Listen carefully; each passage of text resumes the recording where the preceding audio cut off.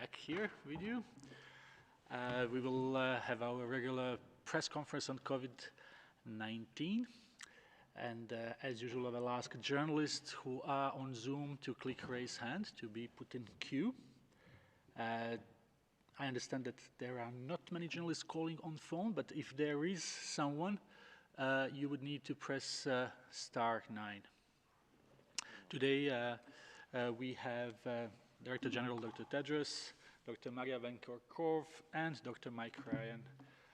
As usual, we will have an audio file immediately available and transcript a little bit later in the evening or tomorrow.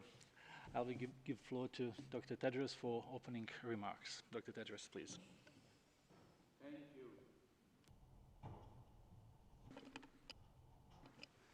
Thank you, Tariq.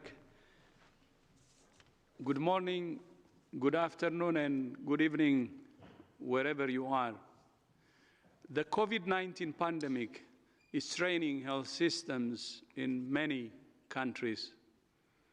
The rapidly increasing demand on health facilities and health workers threatens to leave some health systems overstretched and unable to operate effectively. Previous outbreaks have demonstrated that when health systems are overwhelmed, deaths due to vaccine-preventable and treatable conditions increase dramatically. Even though we are in the midst of a crisis, essential health services must continue. Babies are still being born, vaccines must still be delivered, and people still need life-saving treatment for a range of other diseases. WHO has published guidelines to help countries balance the demands of responding directly to COVID-19 while maintaining essential health services. This includes a set of targeted immediate actions to reorganize and maintain access to high-quality essential health services, including routine vaccination, care during pregnancy and childbirth, treatment for infectious and non-communicable diseases and mental health conditions, blood services, and more.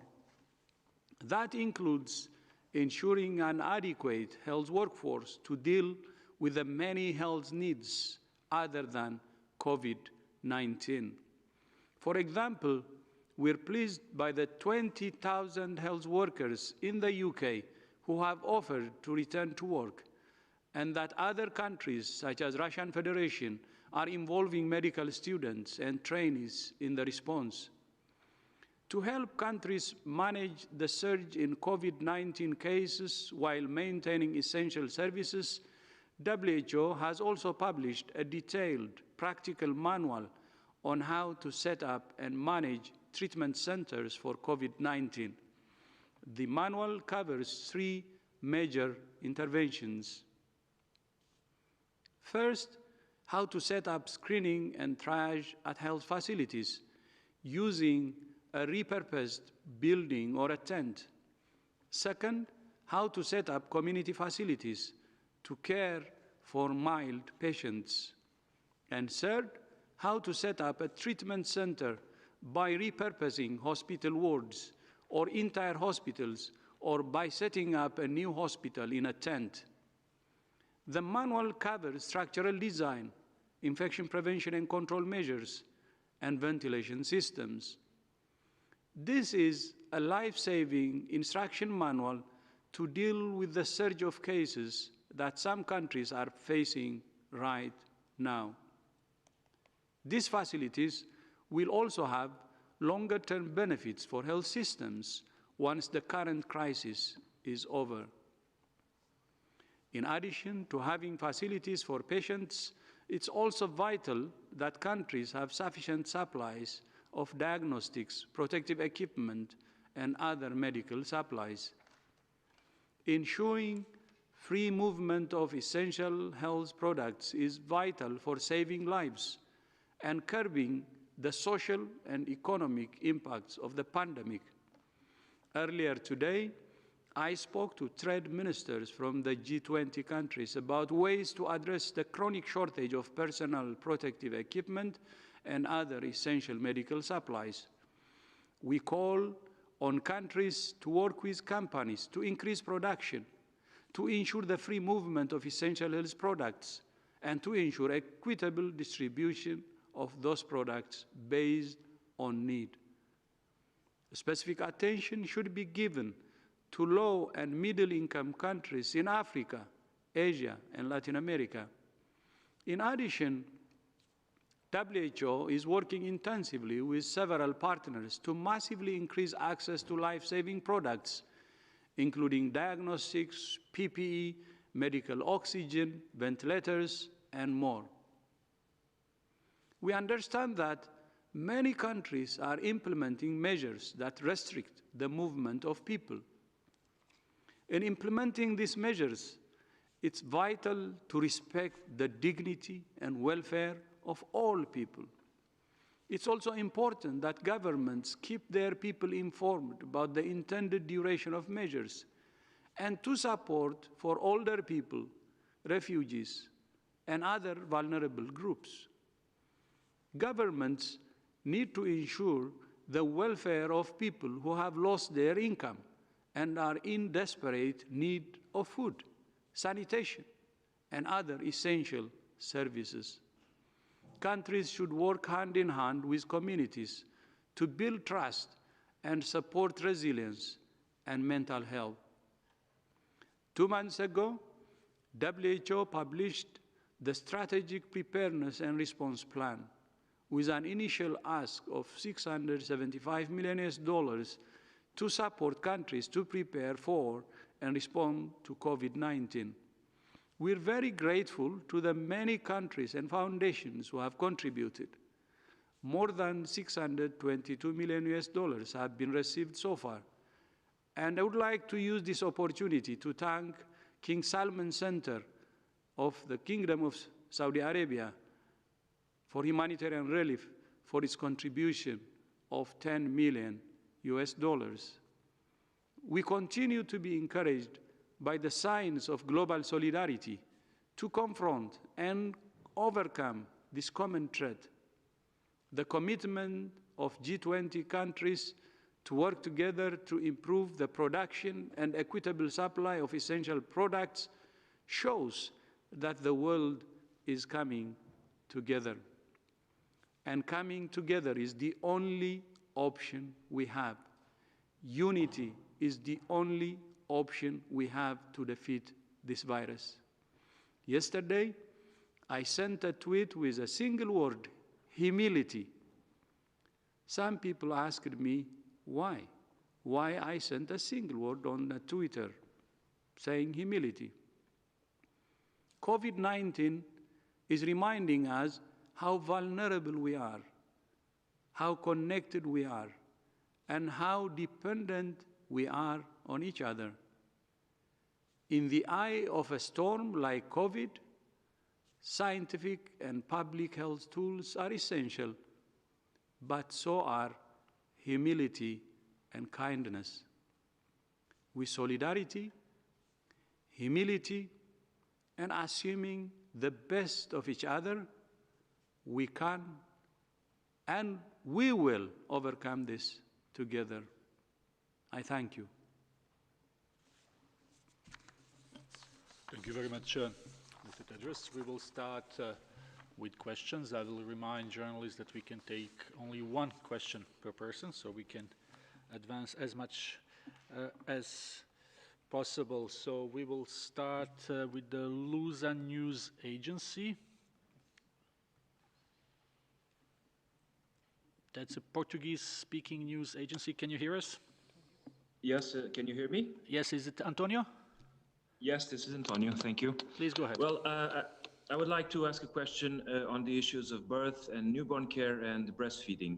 Does the WHO recommend any restrictions on breastfeeding, presence of partners in delivery rooms, and skin-on-skin contact between mother and child because of the pandemic? Because health authorities on countries like my own, Portugal, have banned these practices for women that are infected. Thank you.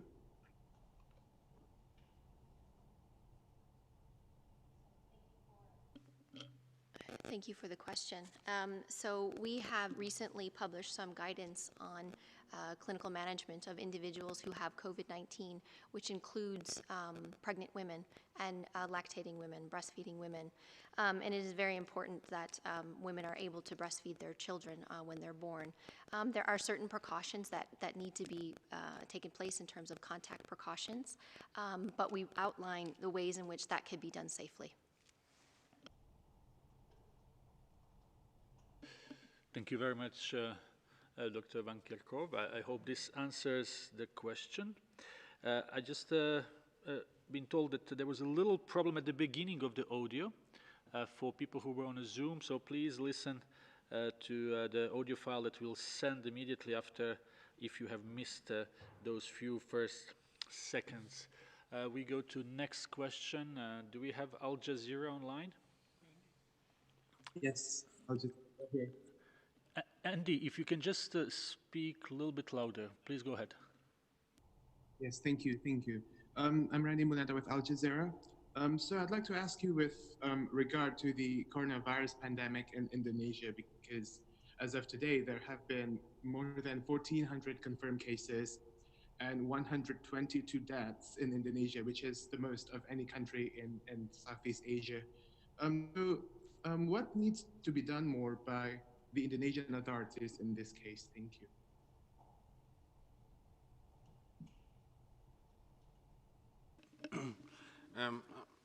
I'll have a go at the question and maybe the Director General will supplement. While the pandemic is very well developed and escalating in many parts of the world, particularly in Europe and North America, there are countries who are still in the earlier part of the pandemic. It remains to be seen how the pandemic will develop in those countries, but countries with relatively known numbers of cases, and I would count Indonesia in that, have the opportunity to implement a comprehensive strategy focused on containment and on suppression of spread and on strengthening the health system for a likely increase in demand. Regardless of the scenario, it is likely that the number of cases will rise and therefore that the demands on the health system will grow. Therefore, it's really important that the health system is prepared for any increase in cases.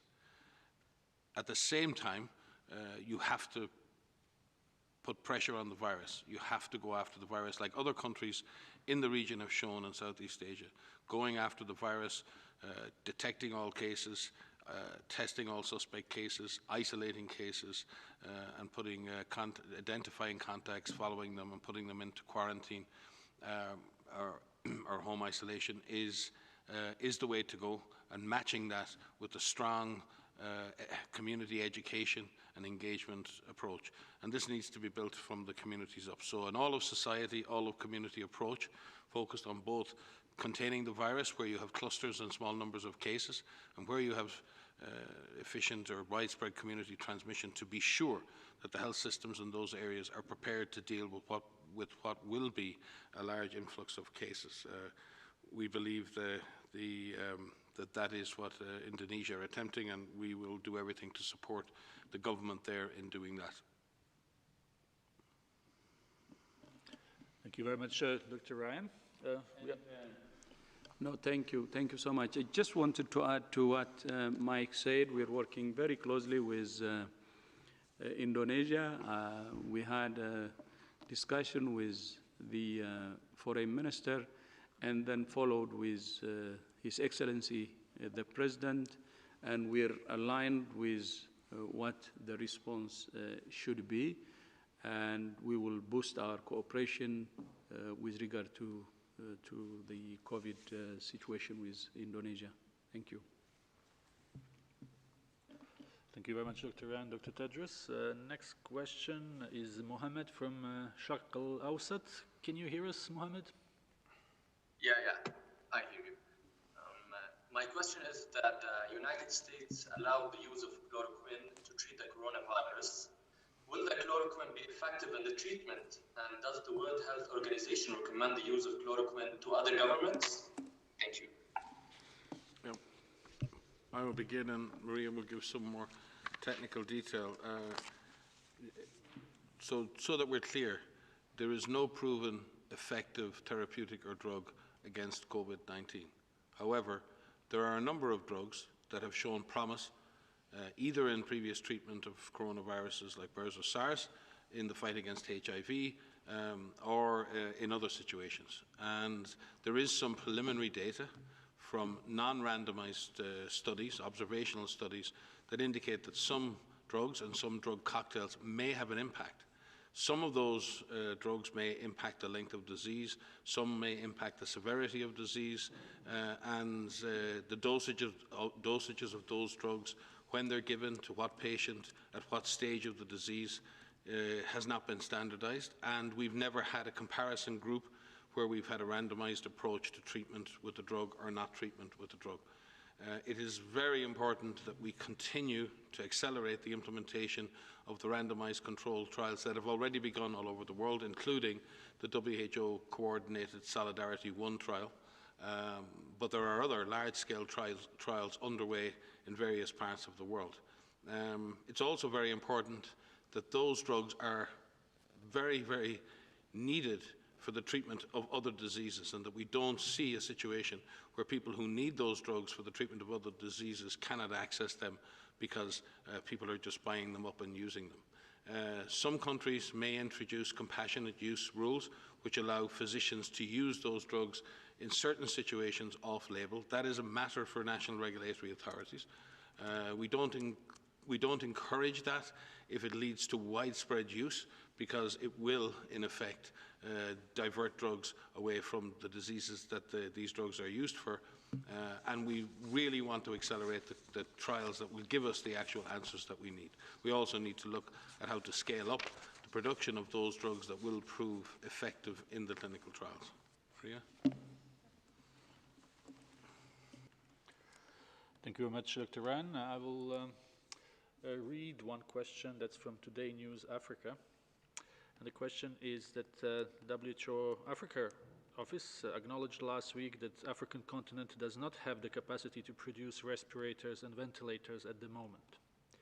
What type of support can WHO provide to African countries to quickly get the material that it's needed? As the DG indicated, we've already sent large numbers of protective equipment and diagnostic tests to Africa. All countries in Africa can now make the diagnosis of COVID with support from ourselves, from Africa CDC and from others.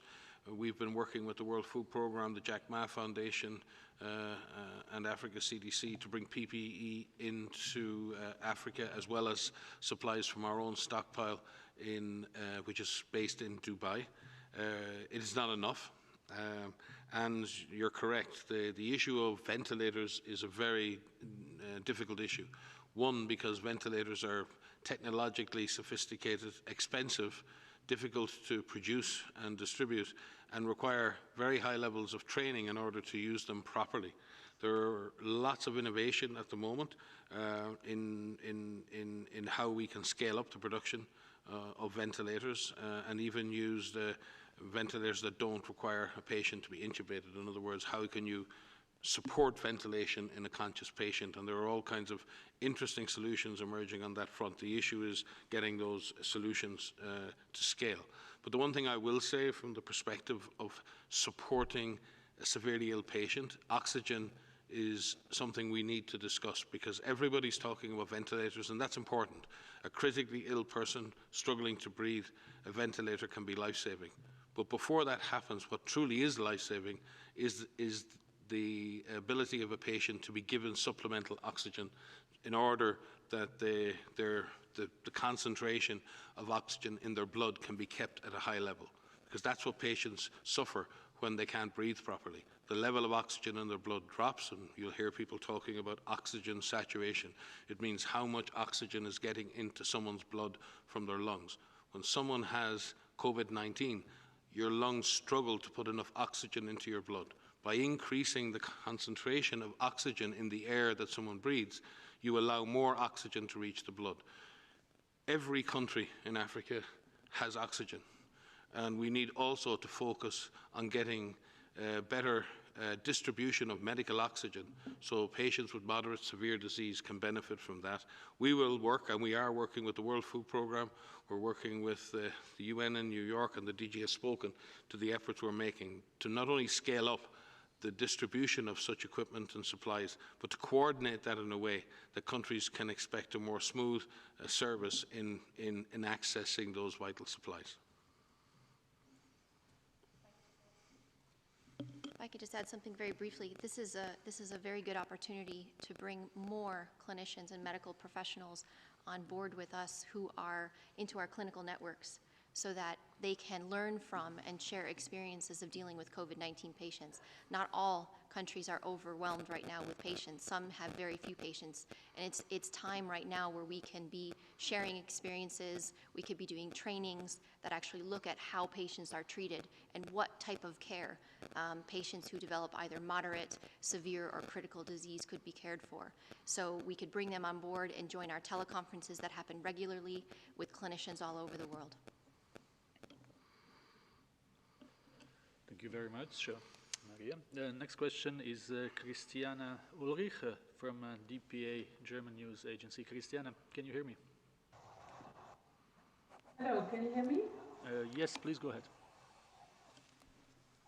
Yes, this is a question on Austria. The Austrian government has decided to make everyone wear a mask who's going into the shops.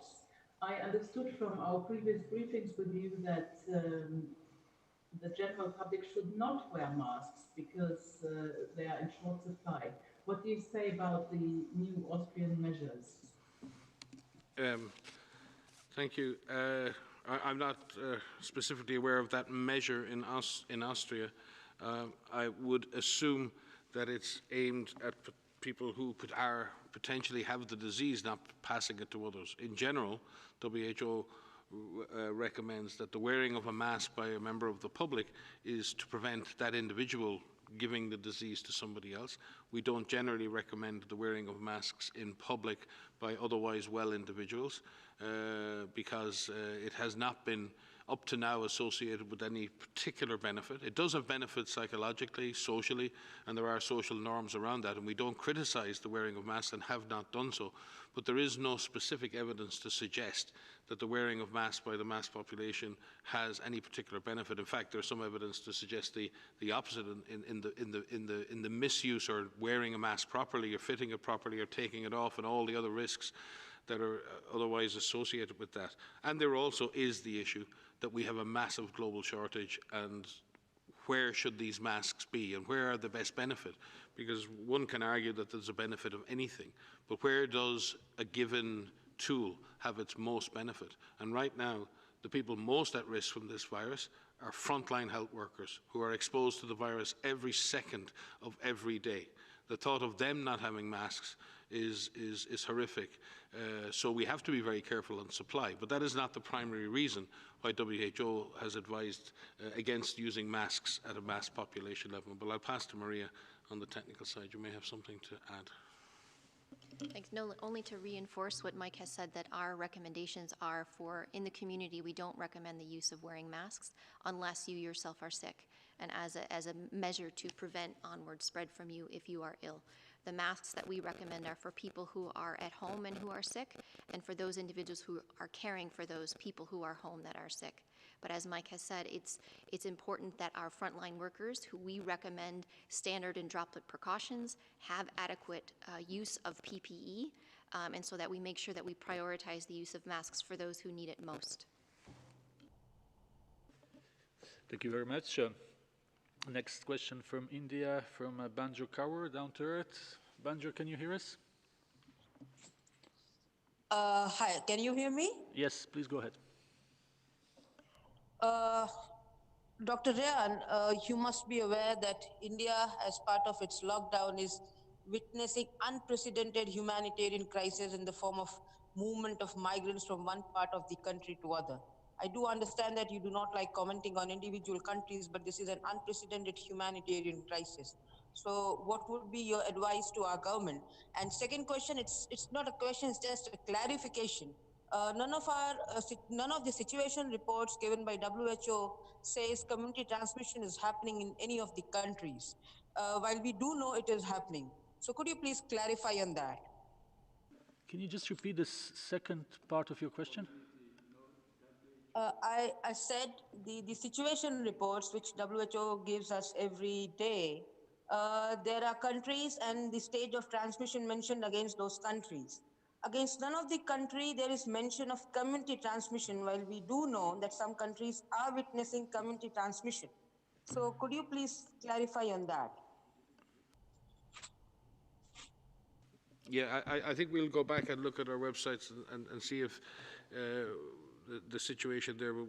I don't believe we've indicated that there is no community transmission in somewhere like India, but we will definitely check that.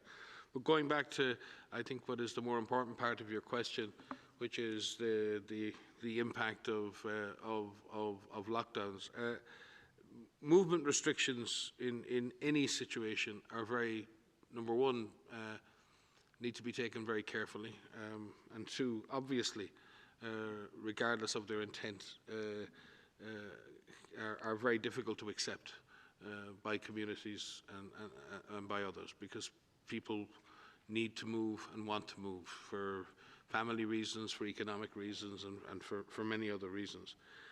And it's important that governments communicate openly and transparently with their people as to the reasons why lockdowns or shutdowns or movement restrictions are occurring, because they do impinge on people's freedom of movement. And if people and communities are to offer up that freedom of movement, they do need to understand why that's happening. It's also, and those movement restrictions are regrettable in all situations. Nobody wants to see those happen. But in situations where you have a very, very intense epidemic in one part of a country and another part of a country it's not so intense, you may have to implement some measure to at least encourage. Sometimes it's advice, sometimes it's strong advice, and sometimes it's a restriction where transport is stopped. Each government has to choose the balance between what is advice to communities and what is in some senses an enforced lockdown. Whatever is chosen, it's really important that communication and acceptance by the community is at the centre of the concern of the government. It is impossible to have an effective restriction of movement without a community on board with that restriction of movement at all levels. And as the DG said in his speech, when such measures are put in place, it's exceptionally important that those measures are carried out with not only the acceptance, but with the human rights and dignity of the people affected at the centre. Now, that is not always easy, but that is what should be as part, at centre of the objective of the process. And I'm not here speaking specifically about India, I'm speaking about this in general terms. But I think what it does speak to is that these society-wide measures are difficult. They are not easy, and they are hurting people. But the alternative is even worse. And countries, if they're going to be able to move away from this approach of having to lock down and shut down, if we're going to move away from that approach as a means of suppressing the virus, we have got to put in place the public health surveillance, the isolation, the quarantine, the case finding, the detection. We have got to be able to show that we can go after the virus, because lockdowns alone will not work. But unfortunately, in some situations right now, they're the only measure that governments can actually take to slow down this virus. And that's unfortunate, but that is the reality. And we need to continually explain the reasons for this to our communities. So, thank you. This is a very important question. Maybe on the first one, based on the transmission in countries, WHO has categorized actually countries into 4. There are countries with no cases, what we call the 4 Cs. No cases are a group of countries, and then the second is countries with sporadic cases.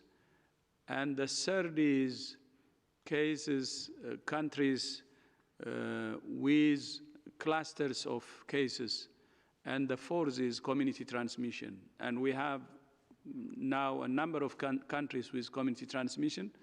And that's why we have developed a guideline that's tailored to these four situations.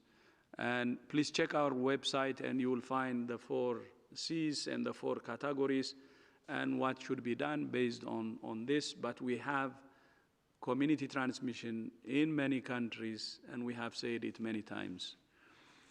And then on the issue of lockdown, so-called lockdown, maybe you know, some countries have already taken measures for physical distancing, closing schools and preventing gatherings and so on.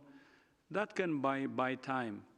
But at the same time, each and every country actually differs. Some countries have strong social welfare system, and some countries don't. And I'm from Africa, as you know.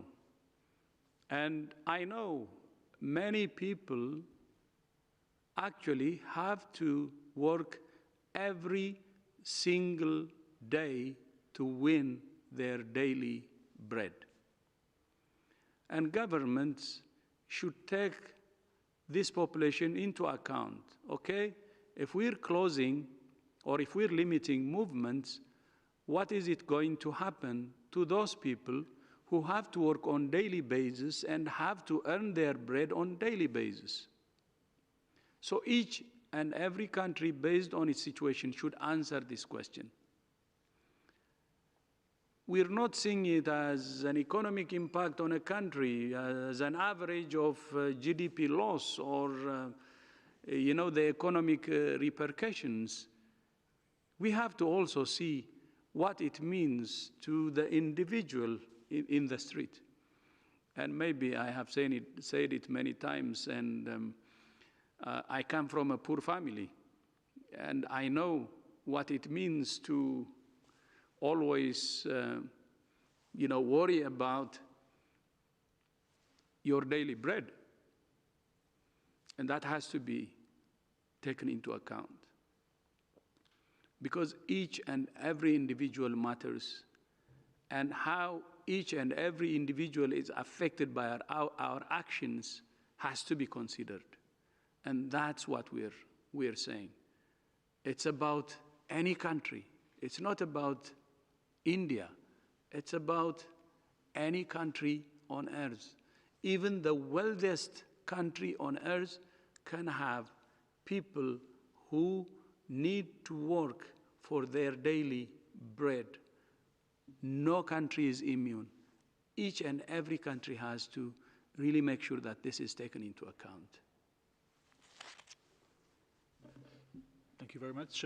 Next question, Associated Press, Jamie.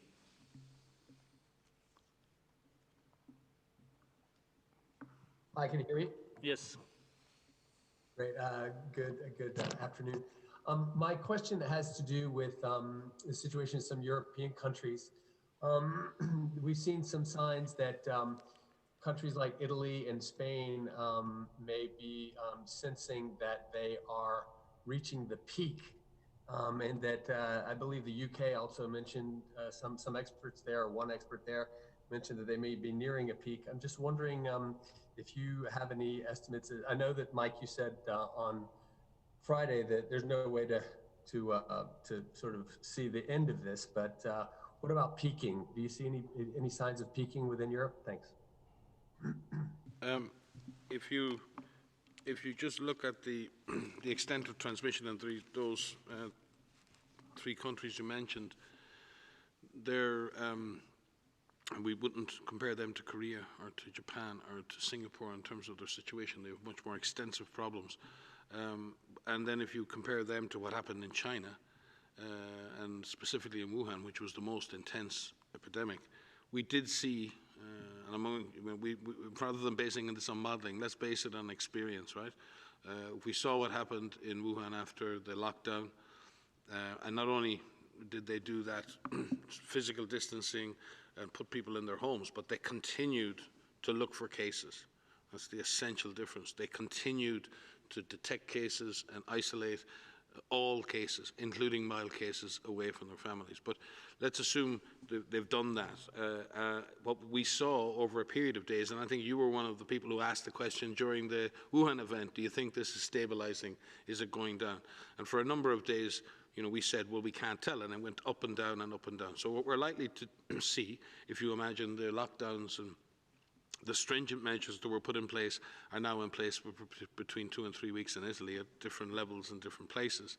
We should start to see a stabilization because the cases we see today really reflect exposures 2 weeks ago.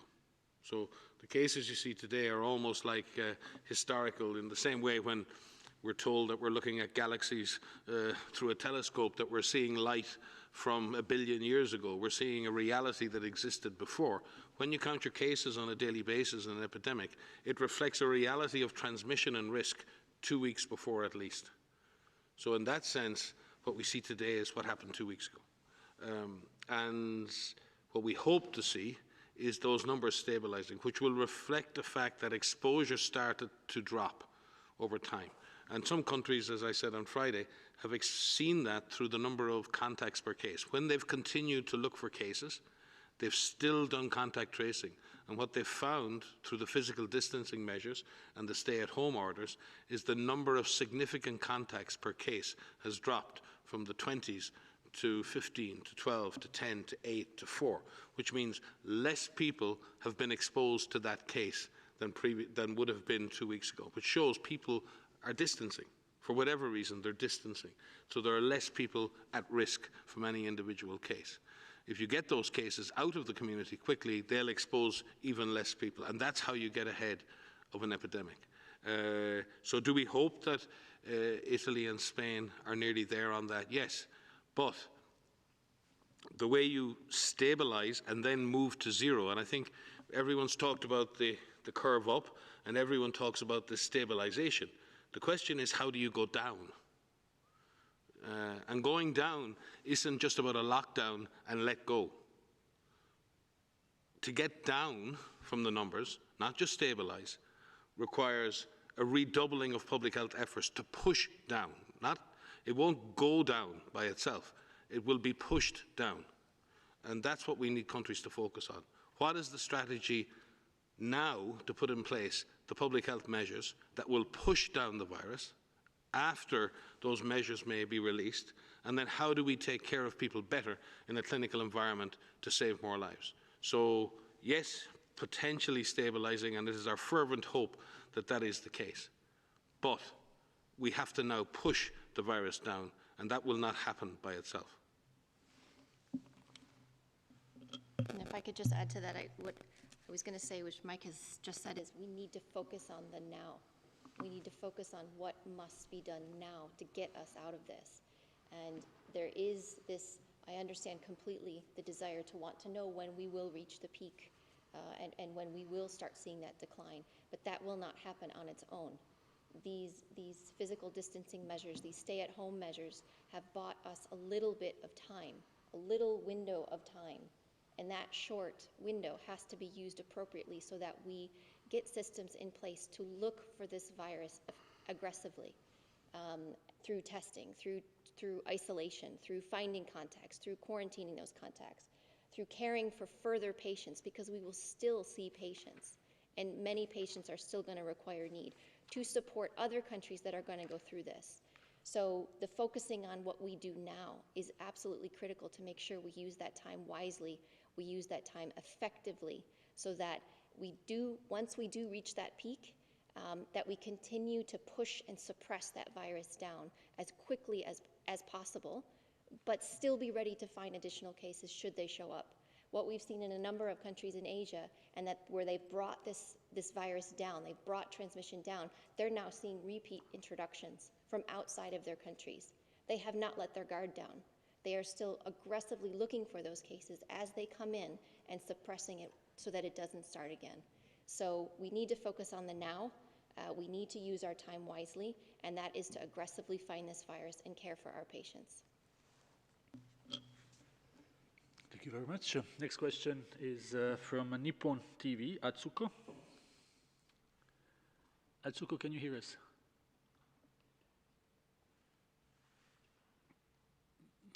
Can we try one more time with the Nippon TV?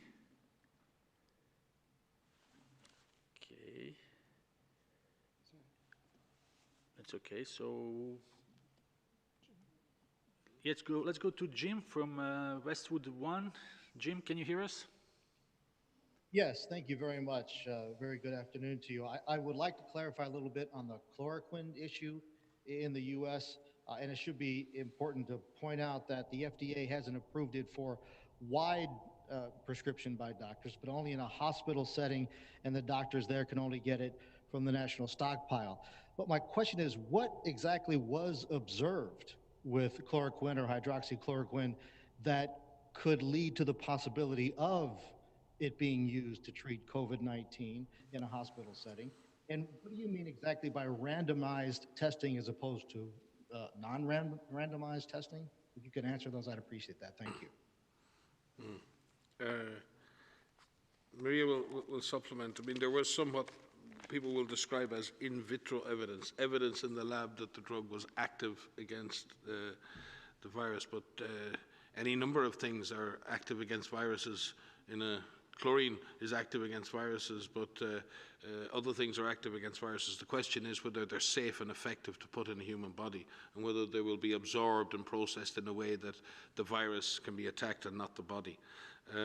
From the perspective of chloroquine, there were also some small observational studies, one in France, that followed a small number of patients where there was no randomization of those patients and looked at their outcomes.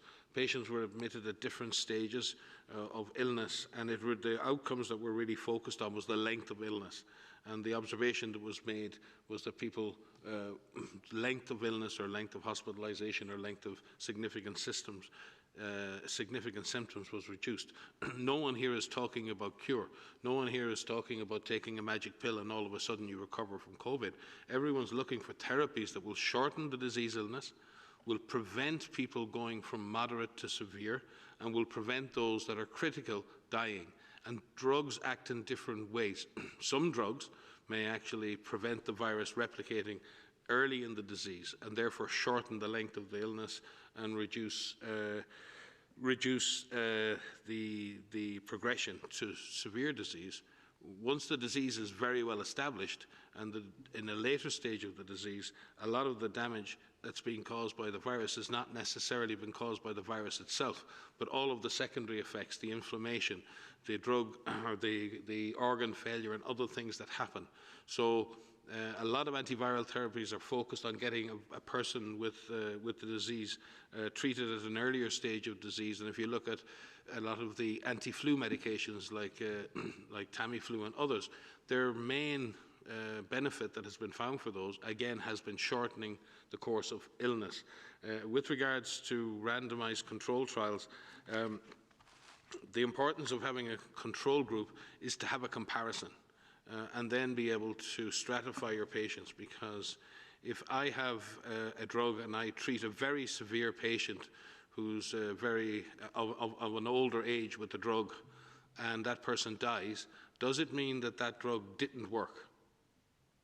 And if I treat a really healthy young person who's got a moderate disease and they recover, does that mean the drug worked? And I don't think any of us need to be rocket scientists to work out that there are many factors that predict recovery or predict death. And what we have to separate and we have to distill out is what is the effect of the drug itself, not the age of the patient, not the condition of the patient, and so many other factors that can affect survival. We've all been through infectious diseases ourselves and we recover.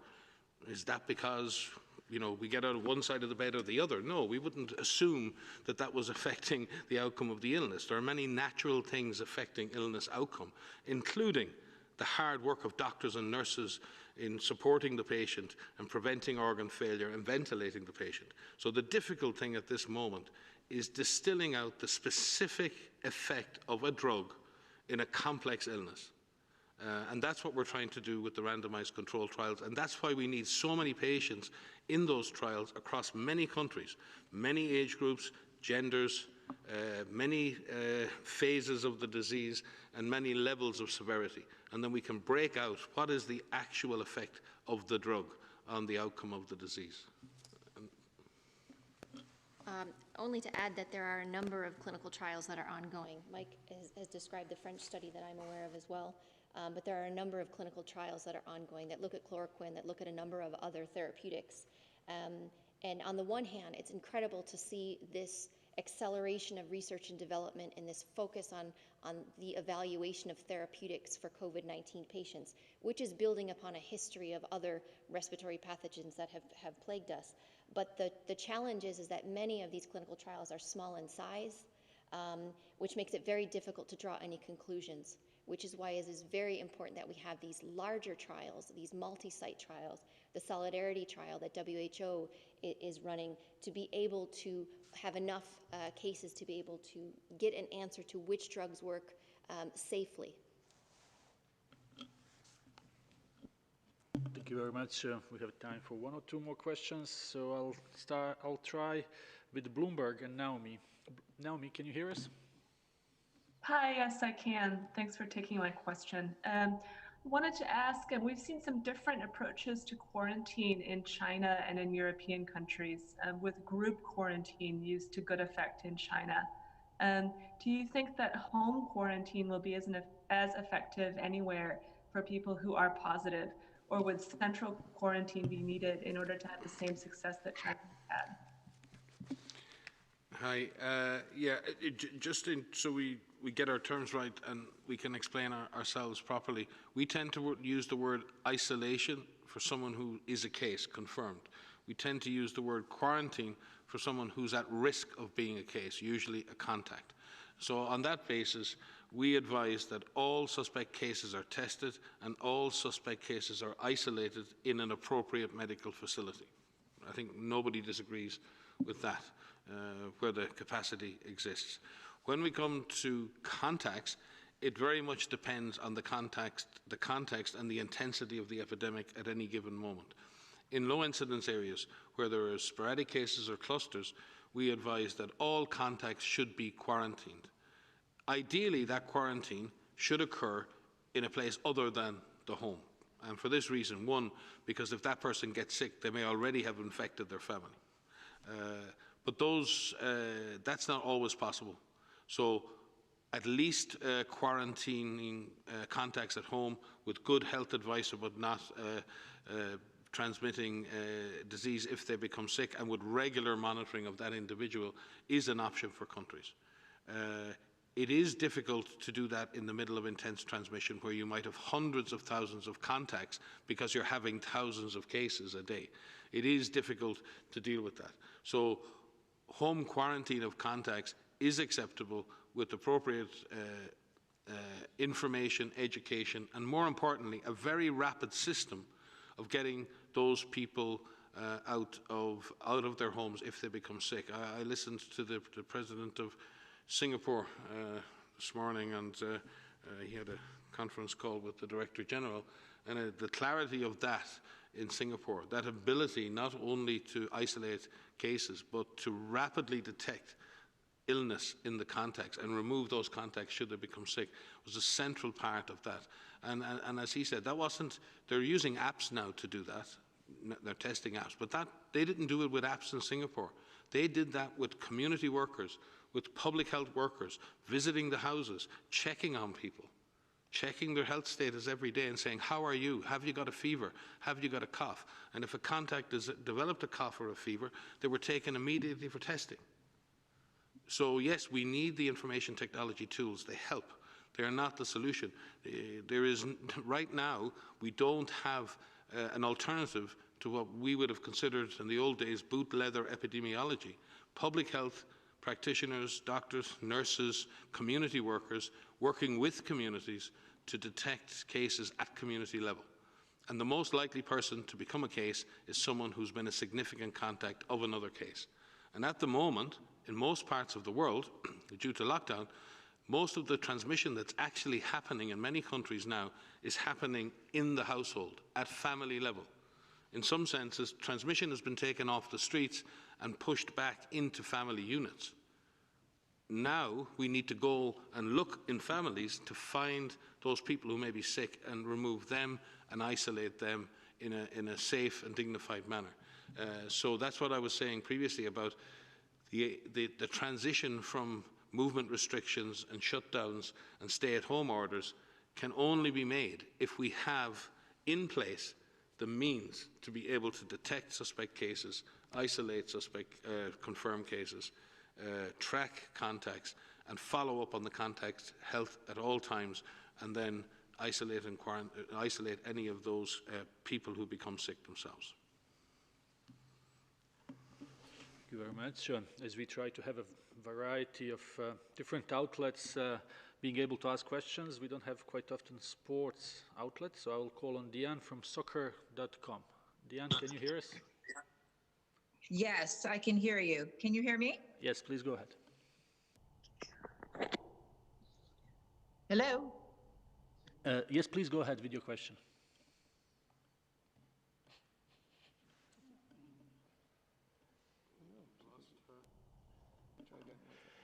Diane, let's try one more time. Can you hear us? We were hearing you very, very well. Yes, I'm sorry. I'm having my phone. Hello, can you hear me now? Yes, please go ahead. There is such a discrepancy of information regarding the validity of masks, and I know that you have addressed this, and there's a great deal of fear regarding medical professionals having access to it. But is there any type of qualitative research that can confirm that the masks, wearing a mask prevents the spread for normal transmission in going to the supermarket, in day-to-day activity?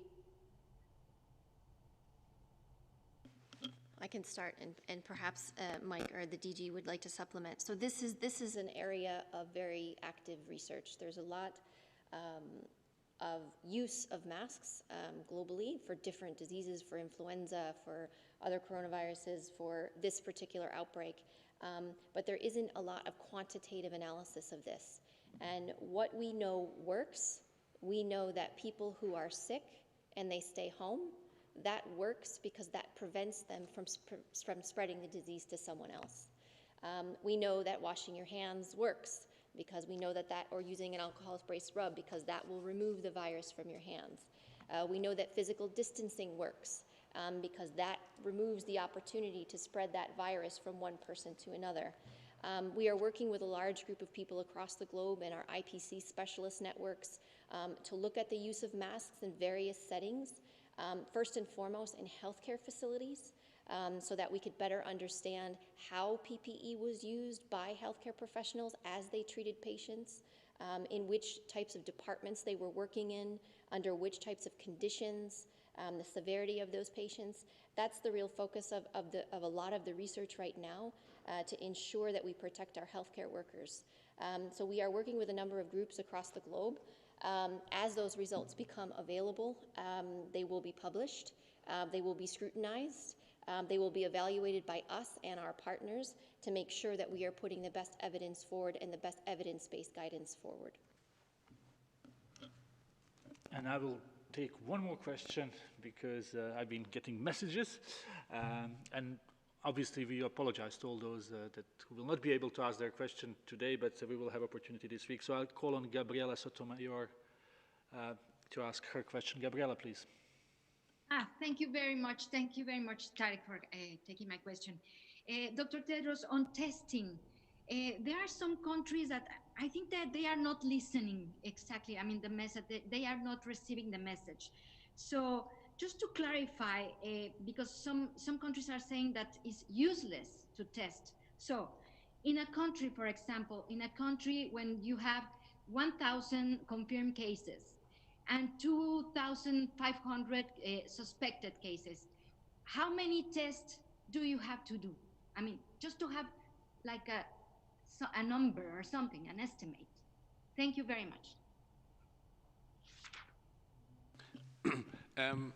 The positivity rates on tests, the DG may wish to comment as to whether people are listening or not, but on the specific issue of tests, the positivity of tests, or the number of tests, in general, where testing has been done fairly extensively, we've seen somewhere between 3 and 12% of tests being positive. If you get to a point where a tiny percentage of tests are positive, then the danger is you're either looking in the wrong place, it's reassuring, or you have to be very careful to ensure you can keep up that level of testing. So it's an issue of balancing the use of your test against their value. And again, it's like any detector system. Testing is a detector system. You can turn up and down the sensitivity of that system as long as the batteries last. So that's the issue. How long will your tests, the available tests, if you know I've got X number of tests available to me over the next month, then how am I going to use those tests over the next month? So countries have been limited by the number of available tests, and that's important. Countries have also had to ration tests according to the intensity of the disease in different parts of the country. So therefore, the return rate or the percentage of confirmed tests will vary. But we would certainly like to see countries testing at the level of 10 negative tests to 1 positive as a general benchmark of a system that's doing enough testing to pick up all cases. Now, it can be more or it can be less, depending on the circumstance. It's not an objective, but you really do want to see a lot more. You would be very, you know you're missing a lot of cases if 80 or 90% of the people you test are positive. You are probably missing a lot of cases. And if I could just add to that to say that a lot of the challenges that countries are facing, a lot of the argument that comes back is just, well, we just don't have enough. And so just to say what WHO is doing and what countries are doing is they're trying to find tailored diagnostic solutions to their needs, to meet their needs of their countries and the outbreaks that are happening in their countries. And that includes a variety of things that we are doing and countries are doing. The first is to increase the capacity of the labs, so the number of labs that can actually conduct that testing. So whether these are national labs or academic labs or private labs, but increasing that number of labs, increasing the number of people that can actually run those tests, finding individuals that can run those tests. The second is increasing the production and availability of tests. There's a huge number of tests that are on the market right now, thanks to the rapid sharing of sequences, full genome sequencing of this virus in early January. And then the third, we are working very hard to have a tailored support to country based on their need, based on what they have in their individual countries, whether these are benchtop or manual PCR kits, or whether these are automated PCRs, or whether these are high throughput machines. There's not one single solution to increase your ability to test, but it is important that you continue to do so that you know where the virus is. I think it has been said. Just wanted to add, testing is very, very important. I cannot even emphasize it more. There was a meeting of ministers. This was last Thursday, I think, and we had, some of the practices from 4 countries, actually, what they have done.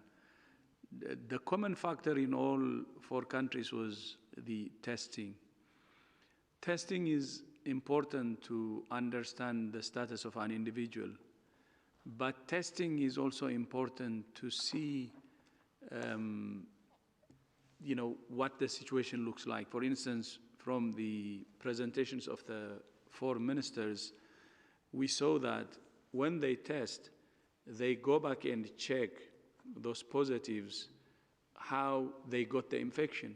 Some of them could be from a church gathering or a religious event, or others could be in a bar or a restaurant, or others could be in a social gathering for some purpose. And then the testing is not about that individual. It becomes about the event that happened and how to really address such events. So the testing doesn't tell you just a story about one person. It's a story about what happened when that person actually acquire the infection. And that helps you to trigger your public health interventions. Take Korea.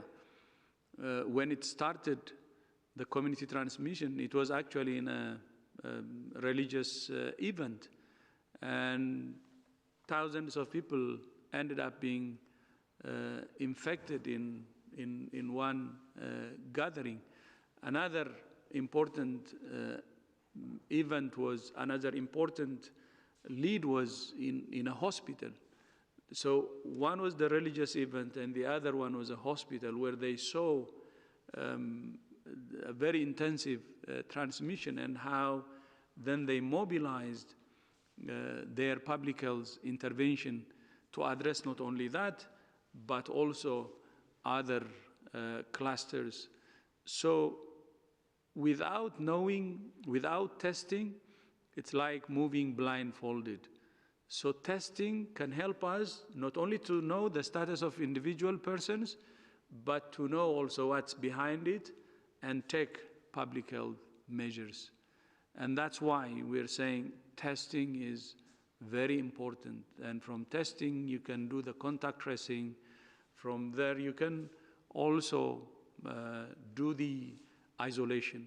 But we fully understand when there is community transmission, the health system could be overwhelmed. Even the public health interventions could be very, very, very heavy. But there are ways to tailor our public health interventions, even in such situations.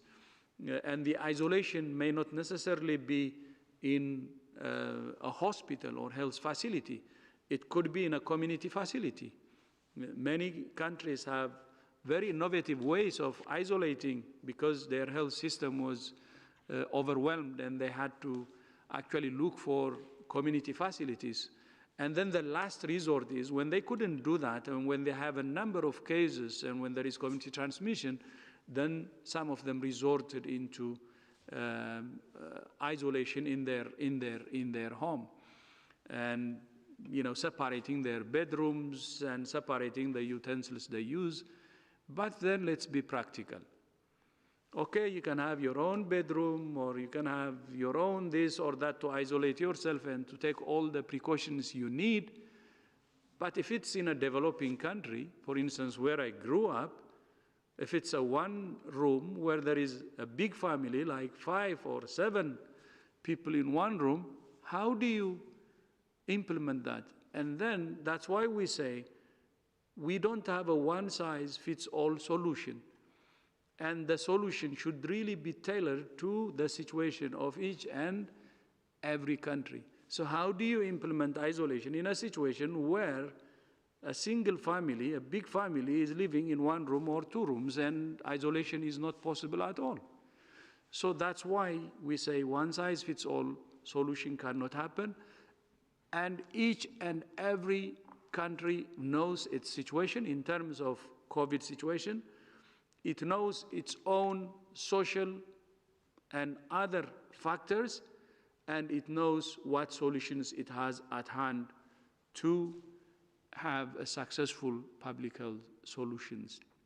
So that's what we're saying. And of course, necessity is the mother of invention, and we expect a solution in every situation from the communities themselves and from the government and the country itself, because each and every situation is very unique, and each and every community knows the problems, knows the root cause of the problem, and knows the solution, and it doesn't need any prescription from anyone.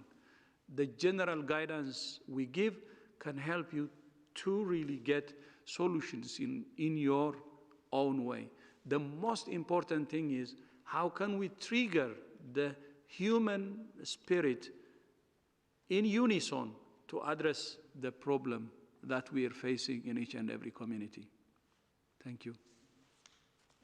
Thank you very much, Dr. Tedros. With this, we will conclude today's press conference. We apologize to all those who have not been able to ask the question, but there will be other opportunities. We will have an audio file sent to you in the next hour, and hopefully transcript will be posted tomorrow. Have a nice day and evening wherever you are. Thank you, Tariq, and thank you for joining us, and see you in our next presser. All the best.